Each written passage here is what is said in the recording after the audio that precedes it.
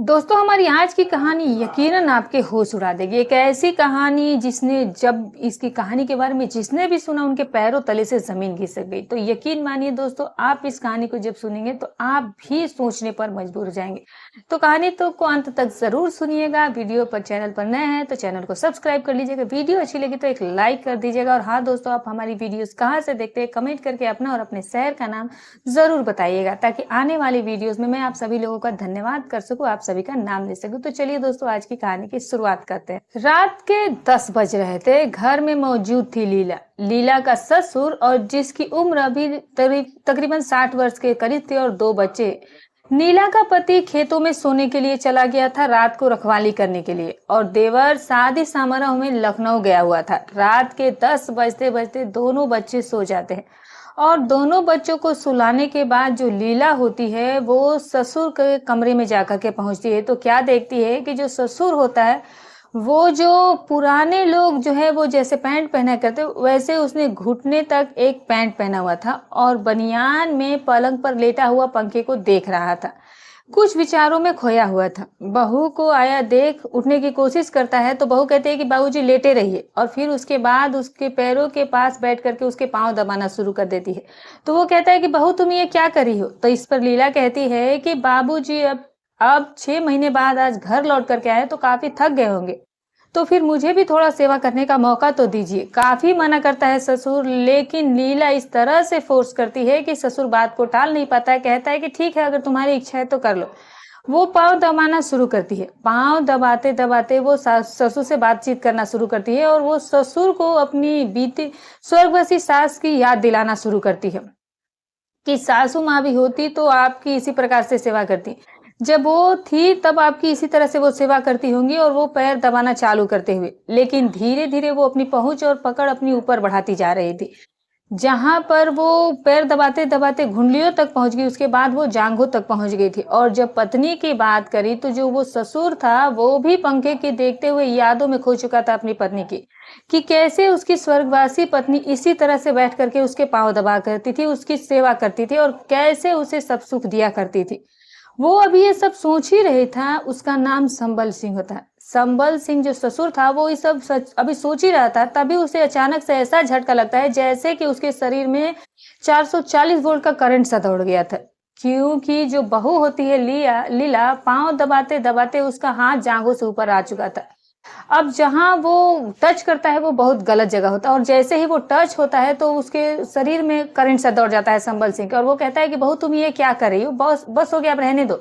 तो वो कहती है कि बाबूजी लेटे रहिए, मैं जानती हूँ कि आपको क्या चाहिए, और मैं वो आज आपको सुख देने आई हूँ, तो आप मुझे रोकिए मत। वो जो ससुर है वो मना करने लगता है। तो वो कहती है कि बाबूजी आपकी जबान जो है वो आपकी शरीर का साथ नहीं दे रही। आपकी जुबान तो ना कर रही है, लेकिन आपकी जो शरीर की हाव भाव वो तो कुछ और ही कह रही हैं। ये सुन करके ससुर जो है वो शर्म से पानी पानी हो जाता है, लेकिन वो कुछ कहता है इससे पहले लीला जो थी, जो उसकी बहू थी, एकदम से ताबड़तोड़ हमला कर देती है संबल सिंह पर, और फिर उसे संभलने तक का मौका नहीं देती है। और फिर उसके बाद आनन फानन में वो खुद को वस्त्रों से जुदा कर देती है, और खुद ससुर को भी। और फिर जो है उसके ससुर के साथ ही वो प्रोग्राम बनाने लगती है। संबल सिंह भी आज 8-9 साल के बाद किसी स्त्री के साथ ऐसा समय बिता करके स्वर्ग की अनुभूति कर रहा था। उसकी पत्नी को गुजरे हुए 9 वर्ष का समय हो चुका था, और 9 वर्ष में वो किसी भी महिला के साथ ऐसा नहीं किया था। और आज 9 साल के बाद आगे से चल करके कोई महिला आई थी जो कि उसकी बहू थी, उसकी बेटी की ही उम्र थी, उसकी आधी उम्र से भी कम थी। जब वो उसे ये सुख दे रही थी तो वो उस सुख को भी हासिल कर रहा था। और फिर उस रात को उस बहू और ससुर के बीच में जो रिश्ता बनता है तो वो सारी रात एक दूसरे के साथ सब कुछ करते रहते हैं। लेकिन ये मामला ना यहाँ से शुरू हुआ था और ना ही यहाँ पर ये खत्म होने वाला था। दोस्तों, जो लीला होती है वो यहाँ रुकने वाली नहीं थी, क्योंकि लीला के दिमाग में कुछ और ही चल रहा था। और लीला जो होती है वो अपने ससुराल में जितने भी पुरुष होते हैं वो सभी के साथ बारी बारी से जो जो कारनामे करती है दोस्तों। और फिर उसके बाद इस घटना में, इस कहानी में जो कुछ भी होता है वो काफी हिला करके रख देने वाला है, हैरान कर देने वाला है। आखिर क्या था ये मामला और क्या थी ये घटना, और लीला ये सब कुछ क्यों कर रही थी, ये सब कुछ मैं आपको कहानी बताऊंगी। तो कहानी में अंत तक बनिएगा और वीडियो को पूरा देखिएगा। तो चलिए दोस्तों, अब कहानी को आगे बढ़ाते हैं और आइए लिए चलते हुए अब आपको घटना की ओर। बात है लखनऊ जिले की एक गांव की। घटना है 2018 की। गांव का रहने वाला संबल सिंह के परिवार में संबल सिंह का बड़ा बेटा अजय सिंह उम्र 25 साल और विजय सिंह बेटा उसकी उम्र 20 साल थी। परिवार में से 3 ही पुरुष रह गए थे क्योंकि पत्नी का देहांत हुए अब 3 वर्ष बीत चुके थे। अब 3 वर्ष जब पत्नी के देहांत हुए हो चुके होते, घर में कोई महिला नहीं थी, तो तीनों पुरुषों को काफी ज्यादा दिक्कत हुआ करती थी।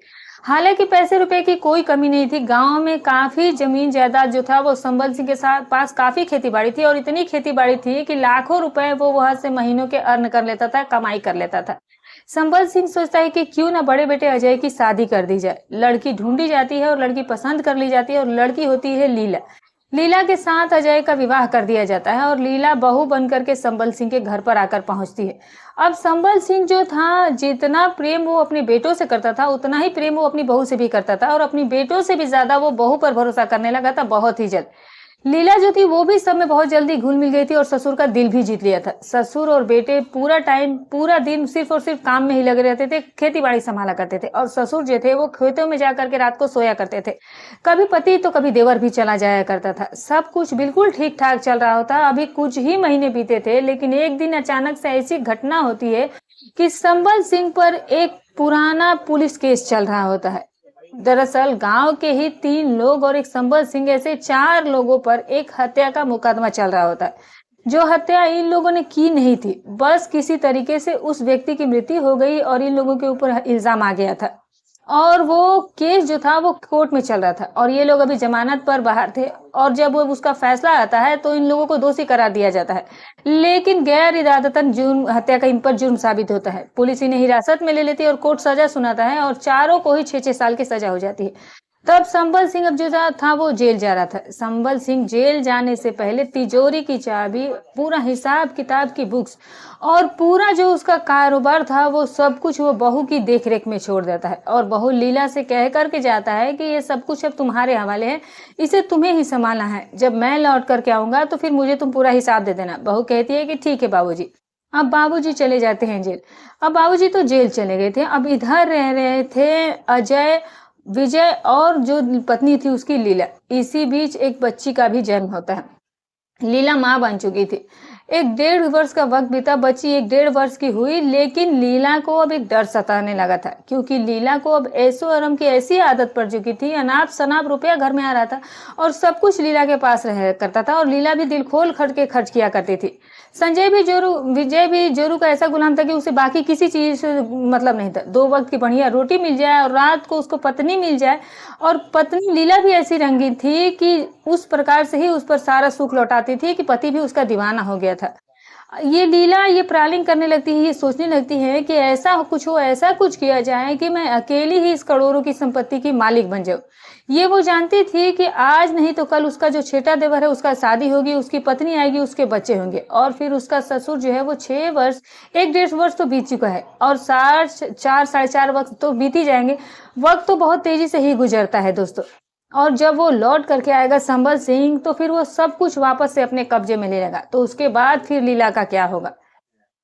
अब लीला का दिमाग यहाँ पर तेजी से काम करने लगता है और लीला के पास रुपयों का खजाना था जिसके भरोसे और जिसके बलबूते वो सब कुछ करना चाहती थी। तभी इनके परिवार में एक दुखद घटना ऐसी घटती है कि पति जो था, जिसका नाम अजय होता है, एक दुर्घटना का शिकार हो जाता है और वो बुरी तरीके से उसमें झुलस जाता है।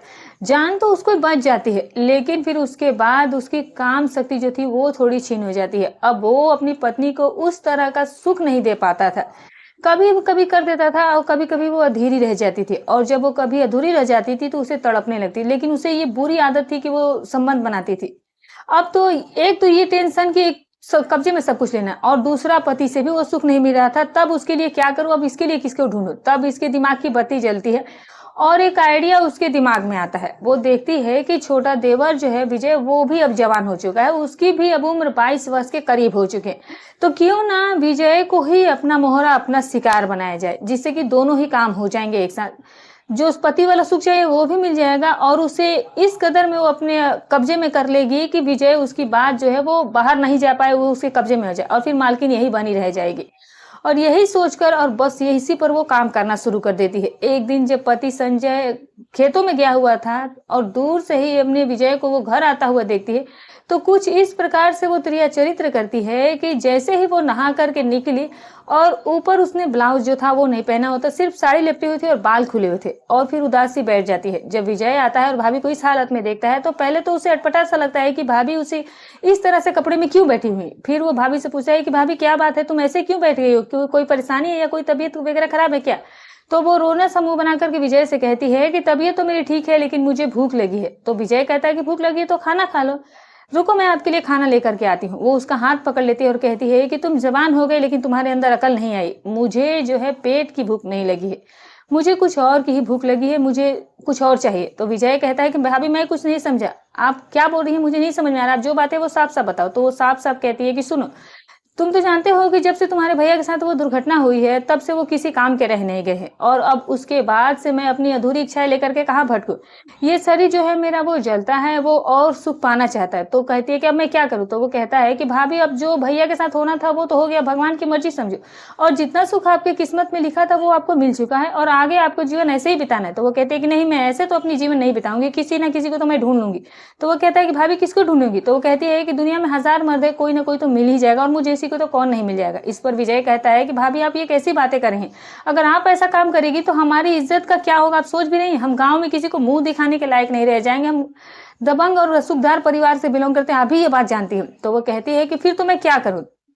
तो लीला विजय से कहती है कि विजय एक रास्ता है, अगर तुम्हें सही लगे तो वो कहता है कि क्या भाभी। तो वो कहती है कि तुम ही मेरी जरूरत को पूरा कर दो, अगर तुम ये सब कुछ कर दोगे तो मेरा भी काम हो जाएगा और ना ही मुझे बाहर भटकने की जरूरत पड़ेगी और ना ही तुम्हें, और फिर उसके बाद ना मेरे परिवार की भी बदनामी होगी, ना ही किसी को कुछ पता चलेगा। विजय ना नुकुन तो करता है लेकिन जिस प्रकार से वो भाभी को देख रहा था और फिर उसके बाद वो खड़ी होती और फिर उसके दोनों हाथ पकड़ के गलत जगह पर रखवा देती है और फिर उसके बाद वो कुछ ऐसा उसके साथ करती है कि विजय भी जवान लड़का था, वो भी बेकाबू हो जाता है और उसे ले करके वो बिस्तर पर चली जाती है और फिर उसके साथ सब कुछ कर लेती है दोस्तों।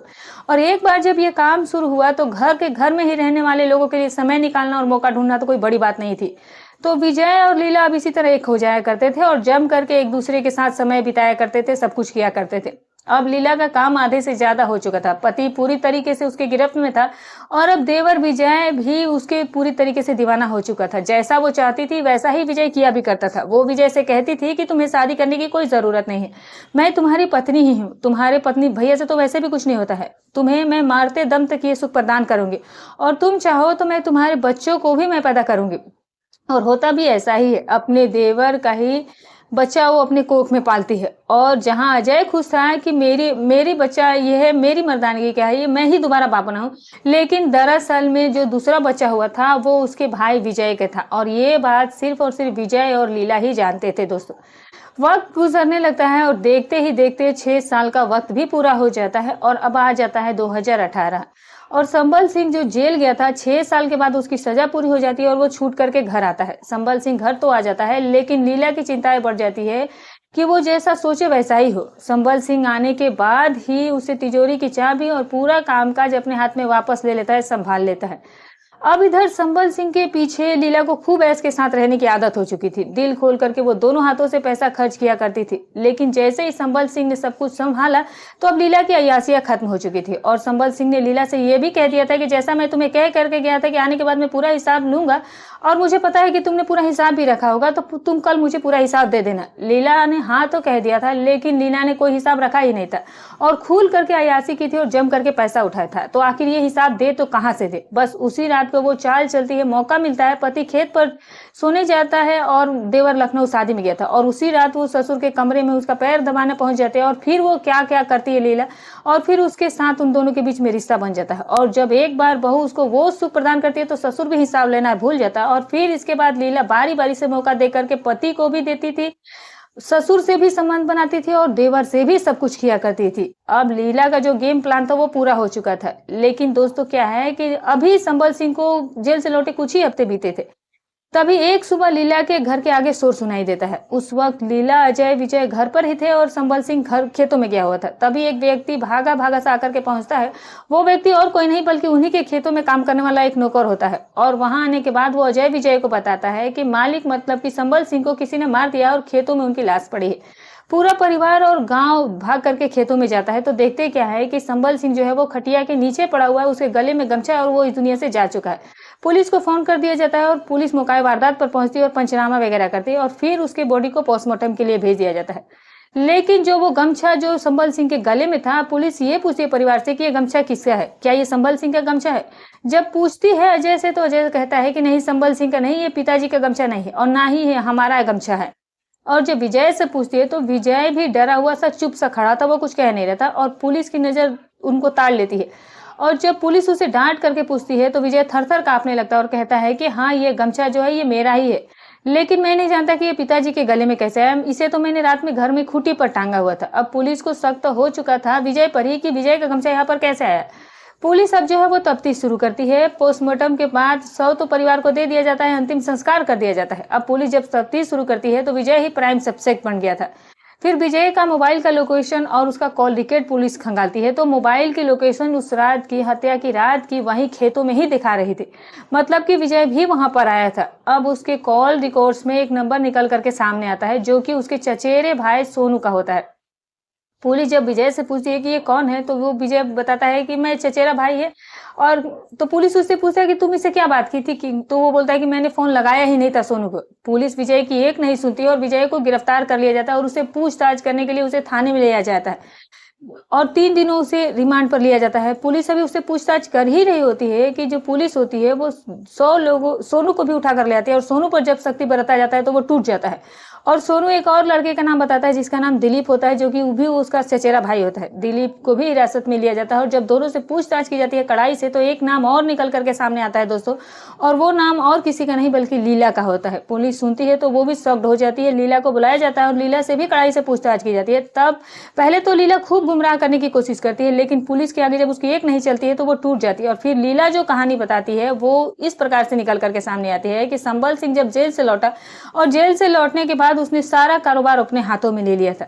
अब लीला का जीवन अभाव में गुजरने लगा था। संबल सिंह जो होता है वो अपने छोटे बेटे विजय के साथ बहू लीला को सब कुछ करते हुए देख लेता है, लेकिन वो कुछ भी लीला से नहीं कहता है और ना ही वो विजय से कुछ कहता है। वो कहता है कि इसमें से, क्योंकि वो तो खुद भी यही काम बहू के साथ किया करता था। लेकिन अब वो बड़ी ही सरगर्मी से छोटे बेटे विजय के लिए लड़की तलाश करना शुरू कर देता है। और जब लीला को ये बात पता चलती है तो लीला विजय से कहती है, तो विजय कहता है कि भाभी इसमें मैं क्या कर सकता हूँ, अगर पिताजी ने मुझे ये सब कुछ करते हुए रंगे हाथ पकड़ लिया तो मैं कैसे मना कर रहा हूँ, आप ही देखो क्या कर सकते हो। अब इसके बाद दोस्तों लीला का दिमाग फिर से काम करने लगता है। लीला एक खतरनाक प्लान तैयार कर लेती है, लेकिन उसके लिए उसे चाहिए थे 2 लड़के। और क्योंकि उसे जो मन में उसका प्लान आया था, वो नहीं चाहती थी कि विजय की शादी हो। और उसका पिता जो था उधर खूब तामझाम से और जोरों से विजय के लिए लड़की देखना शुरू कर चुका था। अब लीला को किसी भी तरीके से अपने हाथ से ये प्रॉपर्टी जाने नहीं देनी थी, तो जाहिर सी बात है उसने एक खतरनाक प्लान दिया। इसके लिए उसने 2 लड़कों का अंजाम किया। इसके लिए लीला जो होती है उसके चाचा ससुर, यानी कि जो संबल सिंह का परिवार, रिश्तेदार के जो आसपास के लोग थे, उनके जो 2 बेटे थे, एक का नाम सोनू और दूसरे का नाम दिलीप था। दोनों ही 2 चाचाओं के बेटे थे। दोनों को ही अपने रूप यौवन का दाना डालना शुरू करती है और वो लड़के भी बहुत ही जल्द लीला के चक्कर में पड़ जाते हैं। उनके साथ भी वो सब कुछ करती है और उनको भी अपना दीवाना बनाती है और फिर उन्हें इस तरह से कन्वेंस करती है अपना ये काम कराने के लिए। और काम क्या था? काम ये था कि संबल सिंह की हत्या कराना था। वो जब खेतों में जब संबल सिंह एक रात सोने के लिए गया था और पति और देवर दोनों जब घर पर थे, रात को सभी के सोने के बाद ये जो लीला होती है ये देवर के कमरे में चुपके से जाती है। वहां पर खूंटी पर लटक रहा उसका गमछा निकालती है और देवर का फोन चुपके से उठाती है और उसी फोन से वो दोनों लड़कों को फोन लगाती है और फिर उसके बाद उनके साथ खेतों में जाती है, जहां पर संबल सिंह शराब पी करके बड़ी इत्मीनान से सो रहा था नशे में। और बस ये दोनों जो लड़के थे वो गमछा जो लीला लेकर के आई थी कस देते हैं वो संबल सिंह के गले में और फिर जो लीला होती है वो उसकी छाती पर बैठ जाती है और फिर तीनों मिलकर के उसके काम तमाम कर देते हैं। जो फसल बेच करके 50-60 हजार रुपए लेकर उसके पास था वो उसे निकाल करके उन लड़कों को दे देती है और फिर और पैसे देने का वादा करती है और उनसे हमेशा रिश्ता रखने की वादा करती है। और फिर उसके बाद वहां से वापस घर लौटाती है और गमछा वहीं पर छूट जाता है और फोन लगा करके वापस वो देवर के रूम में रख देती है। और फिर सुबह जब होती है तो फिर ये सब कुछ कहानी निकल के आती है जो पब्लिक के सामने आती है, पब्लिक के सामने और पुलिस के सामने आती है। इस प्रकार से एक बालिया जुल्म लीला ने कबूल कर लिया था। विजय भी हैरान था कि भाभी के दिमाग में इतनी शैतानी चाल चल रही थी और वो कभी समझ ही नहीं पाया था और उसके पिता के उसने जान ले ली। आज उसे अपने किए पर बहुत पछतावा हो रहा था। लेकिन अब होता क्या है दोस्तों, जब अब सब कुछ बीत चुका था। संबंध लीला पर विभिन्न धाराओं के तहत सोनू, लीला और दिलीप पर विभिन्न धाराओं के तहत केस दर्ज किया जाता है और फिर उन्हें जेल भेज दिया जाता है दोस्तों। तो जैसा कि कहानी की शुरुआत में ही दोस्तों, तो ये रही आज की कहानी। आपको आज की कहानी कैसी लगी कमेंट करके ज़रूर बताइएगा। हमारी कहानी सुनाने का उद्देश्य किसी की भावनाओं को ठेस पहुँचाना नहीं है, ना ही किसी के दिल को आहत करना है। बस केवल आपको सतर्क करना है, आपको जागरूक करना है। तो उम्मीद करती हूँ कि आपको ये कहानी पसंद आई होगी। तो एक वीडियो को लाइक कर दीजिएगा, चैनल पर नहीं तो सब्सक्राइब कर दीजिए। फिर मिलूंगी कल एक और नई सच्ची अच्छी रोचक कहानी के साथ। तब तक अपना और अपने परिवार का ख्याल रखें।